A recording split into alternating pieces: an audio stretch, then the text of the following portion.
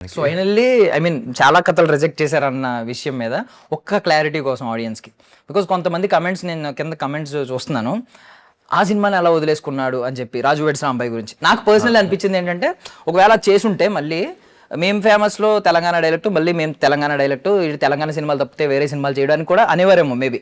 నాకు అనిపించింది మీరు మేబీ మీ ఆలోచన వేరేగా ఉంటుంది, డిఫరెంట్గా చేయాలని, గోదావరి స్లాంగ్ పట్టుకుని సంథింగ్ ఒక కొత్త కథను పట్టుకున్నారు. బట్ మీ ఆన్సర్ ఏంటి? డెఫినెట్లీ డిఫరెంట్గా చేయాలని మాత్రం ఉండే, కానీ నాకు సాయిలు అని వచ్చే రాజు వెడ్స్ రాంబాయ్ నరేట్ చేసినప్పుడు నాకు అన్న ఫస్ట్ ఆఫ్ ఆల్ చాలా జెన్యూన్, చాలా బ్యూటిఫుల్ అనిపించింది. ఆయన ఇంటెన్షన్స్ కానీ ఆయన ఎంత కష్టపడతాడో తెలిస్తే నువ్వు షాక్ అవుతావు. సో ఎంత కష్టపడి వచ్చిండో తెలిస్తే. సో ఆ అన్నకు నేను నాకు నరేషన్ ఇయ్యగానే అన్నకు ఫస్ట్ విషయం ఏం చెప్పినంటే, అన్న ఈ సినిమా బ్లాక్ బస్టర్ అవుతుంది అన్న, చాలా సౌండ్ చేసే సినిమా అయింది కదా, సౌండ్ సూపర్గా తీసారు. నేను తర్వాత కలిసి కూడా చెప్పిన సూపర్ ఎక్స్ట్రాడినరీగా తీసినారు అన్న సినిమా. నాకు నరేట్ చేసిన దానికని చాలా బ్యూటిఫుల్ ఎగ్జిక్యూట్ చేసిండు అన్న డైరెక్షన్.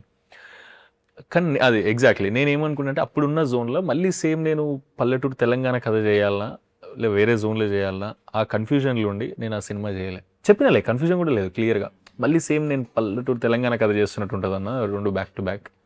కొంచెం ఏదైనా డిఫరెంట్ కథలు చూస్తున్నా, నువ్వైనా ఇక్కడే ఉంటావు నేను ఇక్కడే ఉంటావు, మళ్ళీ కథ చేద్దాం అనేదన్నా చెప్పాను.